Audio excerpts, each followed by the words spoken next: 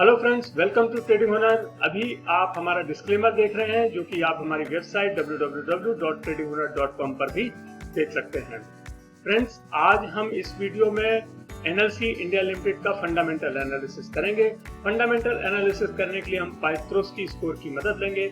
यदि आप पाइथ्रोस्की स्कोर के बारे में और अधिक जानकारी प्राप्त करना चाहते हैं तो आप हमारे हिंदी और इंग्लिश में 2 वीडियोस हैं जिनका लिंक मैं इस वीडियो के डिस्क्रिप्शन बॉक्स में दे रहा हूं। वहां से आप उन वीडियोस को देख करके पाइथ्रोस्की स्कोर के बारे में जान सकते हैं। हालांकि यदि आप पाइथ्रोस्की स्कोर के बारे में ज़्यादा नहीं जानते हैं तो कोई प्रॉब्लम नहीं है, क्योंकि यहाँ पर जो मैं आपको प्रेजेंटेशन दूंगा उसमें आपको वो चीज़ आराम से समझ में आ जाएगी। पाइथ्रोस्की स्कोर की जो शुरुआत की थी वो प्रोफेसर जोसेफ पाइथ्रोस्की ने, जो कि स्टैनफोर्ड यूनिवर्सिटी के प्रोफेसर थे। उन्होंने ये शुरुआत की थी और ये एक ऐसा फंडामेंटल एनालिसिस का टूल है जिसे दुनिया के सारे फंडामेंटल एनालिस्ट यूज करते हैं। सबसे बड़ी बात यह है कि इसमें किसी भी तरह का सेंटीमेंट यूज नहीं होता है और जो भी कंपनी का परफॉर्मेंस होता है वो एक डिस्क्रीट नंबर के थ्रू दिखाई देता है और उसको रिप्रेजेंट करता है। तो यहाँ पर 9 क्राइटेरिया होते हैं इसके, जैसा कि आप अपनी स्क्रीन पर देख रहे हैं। 3 कैटेगरीज होती हैं, प्रॉफिटेबिलिटी, लीवरेज और ऑपरेशनल एफिशिएंसीज। हर क्राइटेरिया के लिए हम कंपनी को 1 पॉइंट देते हैं और यदि कंपनी उस क्राइटेरिया को फुलफिल नहीं करती है तो हम उसे 0 पॉइंट देते हैं। इस प्रकार से हम कंपनी का जो फंडामेंटल एनालिसिस है वो नंबर्स में देखते हैं। जिस कंपनी का स्कोर 7, 8 या 9 आता है उसे हम एक स्ट्रॉन्ग फंडामेंटल कंपनी कहते हैं, और जिसका स्कोर 4, 5, 6 आता है उसे हम एवरेज कंपनी कहते हैं, और उससे नीचे वाले मार्क्स स्कोर करने वाली कंपनीज को एक वीक फंडामेंटल की कंपनी कहा जाता है। तो फ्रेंड्स, हम शुरुआत करते हैं पाइथ्रोस्की स्कोर की। लेकिन यहाँ पर मैं आपको एक चीज बताना चाहता हूँ कि हम ये जो एनालिसिस कर रहे हैं ये मार्च 2020 में खत्म हुए फाइनेंशियल ईयर का कर रहे हैं, और जहां भी हमको जरूरत होगी पिछले साल या पिछले पीरियड से कंपेयर करने की तो हम वहां पर मार्च 2019 के साथ में कंपेयर करेंगे। तो ये एक पूरे साल का एनालिसिस है और इससे ये पता चलता है कि मार्च 2020 में खत्म हुए साल में एनएलसी इंडिया का फंडामेंटल पोजीशन क्या था, उसका फंडामेंटल स्ट्रेंथ कितना था। तो हम शुरुआत करते हैं ये वीडियो और देखते हैं अपना पहला क्राइटेरिया जो कि है पॉजिटिव नेट इनकम। तो यहाँ पर यदि कंपनी की पॉजिटिव नेट इनकम होगी तो उसको 1 पॉइंट मिलेगा। हम देखते हैं कंपनी की पॉजिटिव इनकम। कंपनी की जो पॉजिटिव इनकम है वो 1452.16 करोड़ रही है। जैसा कि आप अपनी स्क्रीन पर देख रहे हैं, ये जो डाटा है ये आप moneycontrol.com की साइट पर भी देख सकते हैं। तो यहाँ पर कंपनी को 1 पॉइंट मिलता है, हम कंपनी को 1 पॉइंट यहाँ पर अवार्ड करते हैं। दूसरा क्राइटेरिया है पॉजिटिव रिटर्न ऑन एसेट, यानी कि यदि कंपनी का रिटर्न ऑन एसेट पॉजिटिव है तो हम कंपनी को 1 पॉइंट देंगे। तो यहाँ पर हम देखते हैं कि रिटर्न ऑफ एसेट 2.69% है करंट ईयर में, जैसा कि आप अपनी स्क्रीन पर देख रहे हैं 2.69। यहाँ पर हम कंपनी को 1 पॉइंट देंगे क्योंकि कंपनी ने इस क्राइटेरिया को फुलफिल किया है। अब आते हैं हम अपने तीसरे क्राइटेरिया पर जो कि है पॉजिटिव ऑपरेटिंग कैश फ्लो, कि क्या कंपनी ने कैश फ्लो जो जनरेट किया है वो पॉजिटिव है। तो यहाँ पर हम देख रहे हैं कि कंपनी ने 1646.76 करोड़ जनरेट किया है। ये मैं आपको डिटेल दिखा रहा हूँ। 1646.76 करोड़ कंपनी का net cash from operations activities है। तो यहाँ पर भी कंपनी ने इस क्राइटेरिया को फुलफिल किया है, तो हम कंपनी को 1 पॉइंट यहाँ पर देते हैं। अब जो चौथा क्राइटेरिया है वो थोड़ा सा ट्रिकी है और बहुत सारी कंपनी इसमें फेल हो जाती हैं। ये है कि cash flow from operation greater than net income. तो यदि कंपनी का जो कैश फ्लो फ्रॉम ऑपरेशन है जो भी हमने देखा था तीसरे क्राइटेरिया में, वो नेट इनकम जो कि पहले क्राइटेरिया में उससे ज्यादा होना चाहिए, तभी कंपनी को 1 पॉइंट मिलेगा। देखते हैं एनएलसी इंडिया का क्या हाल है। यहाँ पर जो नेट कैश फ्रॉम ऑपरेशंस है वो 1646 करोड़ है, जैसा कि अभी हमने देखा था, और नेट इनकम है 1452 करोड़, जैसा कि हमने पहले क्राइटेरिया में देखा था। मैं आपको फिर से जूम करके दिखा देता हूँ।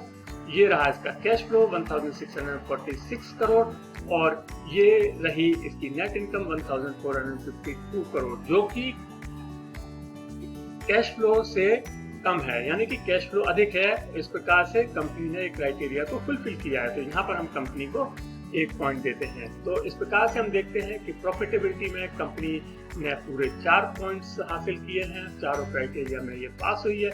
अब हम देख रहे हैं एनएलसी इंडिया लिमिटेड का फाइज़रोस्की स्कोर पहले राउंड के बाद में हुआ 4।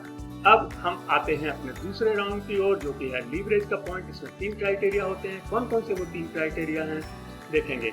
यहाँ पर जो सबसे पहला क्राइटेरिया है वो है lower ratio of long term डेब्ट इन करंट ईयर, यानी कि अब हमको कंपैरिजन करना होगा मार्च 2019 के डाटा से। और ये जो पहला क्राइटेरिया है वो ये कह रहा है कि जो लॉन्ग टर्म डेब्ट रेशियो है वो पिछले साल की अपेक्षा कम होना चाहिए। तो देखते हैं क्या पोजीशन है। यहाँ पर हम देखेंगे कि कंपनी का जो लॉन्ग टर्म डेब्ट है वो 1.93 है करंट ईयर में, जबकि ये 2019 में 1.48 था, यानी कि ये इस बार बढ़ गया है। तो आप देख रहे हैं कि डेब्ट टू इक्विटी 1.93 हो गया है 1.48 से बढ़ करके, और कंपनी ने इस क्राइटेरिया को फुलफिल नहीं कर पाया है, क्योंकि यहाँ पर लोअर होना चाहिए था 1.48 से। तो हम कंपनी को यहाँ पर 0 पॉइंट अवार्ड करेंगे। तो यहाँ हम देते हैं कंपनी को 0 पॉइंट और बढ़ते हैं हम अपने दूसरे क्राइटेरिया की ओर, जो कि है हायर करंट रेशियो, यानी कि जो करंट रेशियो है वो इस साल ज्यादा होना चाहिए पिछले पीरियड की अपेक्षा। तो हम देखते हैं कि क्या रही पोजीशन। यहाँ पर जो करंट रेशियो है वो करंट ईयर में वो 0.95 है, जबकि पिछले बार ये 0.89 था। इस प्रकार से हम कह सकते हैं कि कंपनी का करंट रेशियो बढ़ा है, और ये एक कंडीशन थी जो कि फुलफिल करनी थी, और यहाँ पर कंपनी ने उस कंडीशन को फुलफिल किया है। आप देख सकते हैं डाटा में। इस प्रकार से अब हम कंपनी को देते हैं पूरा 1 पॉइंट इसमें, क्योंकि ये कंडीशन इसने फुलफिल की है। तो अब तक हमने 2 क्राइटेरिया देखे हैं। अब हम देखते हैं तीसरा क्राइटेरिया, जो कि है lack of share dilution. Lack of share dilution का मतलब होता है कि कंपनी को कोई भी नया इक्विटी शेयर इशू नहीं करना चाहिए, यानी इक्विटी शेयर के इशू के थ्रू कोई पैसा कंपनी के पास नहीं आना चाहिए, और यदि आता है तो हम कंपनी को 0 पॉइंट देते हैं। तो यहाँ पर हम देखते हैं कि क्या कंपनी ने कोई नया शेयर इशू किया है या नहीं। तो हम इसकी जो कैश फ्रॉम फाइनेंसिंग एक्टिविटीज में जाते हैं, यहाँ पर हम देखते हैं। तो यहाँ पर हम पाते हैं कि किसी भी प्रकार का कोई नया इक्विटी शेयर इशू नहीं हुआ है, यानी कि किसी भी तरह का डाइल्यूशन ऑफ शेयर नहीं हुआ है, इसलिए हम कंपनी को देते हैं पूरा 1 पॉइंट।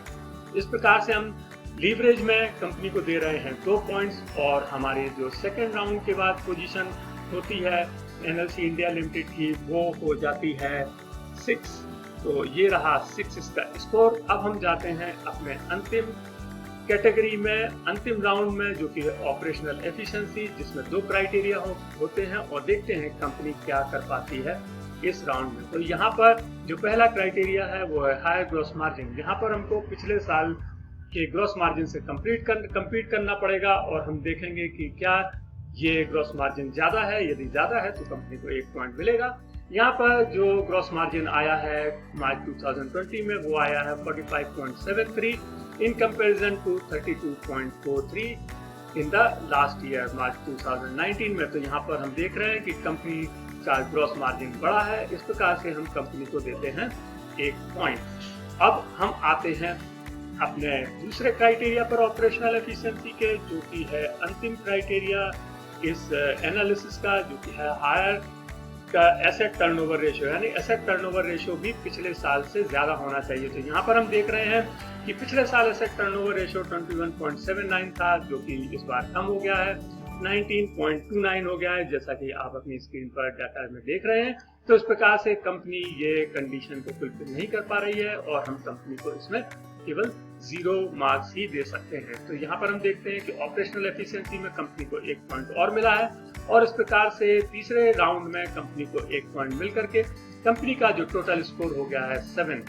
फ्रेंड्स, मैंने आपको पहले भी बताया था कि यदि किसी कंपनी का स्कोर 7, 8 या 9 होता है तो वो कंपनी बहुत ही ज्यादा स्ट्रॉन्ग मानी जाती है, और 4, 5, 6 वाली कंपनी एवरेज मानी जाती है। तो आपने देखा कि एनएलसी इंडिया लिमिटेड का जो स्कोर आया है 7, यानी फंडामेंटली स्ट्रॉन्ग, वो क्यों आया है? क्योंकि इसकी प्रॉफिटेबिलिटी बहुत ही शानदार रही है। यहाँ तक लीवरेज की बात है, इसमें भी कंपनी ने अच्छा परफॉर्म किया है, और ऑपरेशनल एफिशिएंसी में भी उसने जो 2 क्राइटेरिया थे उसमें से 1 क्राइटेरिया को उसने फुलफिल किया है। तो आपको ये वीडियो कैसा लगा? यदि आपको वीडियो अच्छा लगा हो तो प्लीज इसे लाइक कीजिएगा और शेयर कीजिए, और यदि आपने अब तक हमारे चैनल को सब्सक्राइब नहीं किया तो प्लीज हमारे चैनल को सब्सक्राइब कीजिएगा और बेल आइकन को प्रेस कीजिए। Thank you.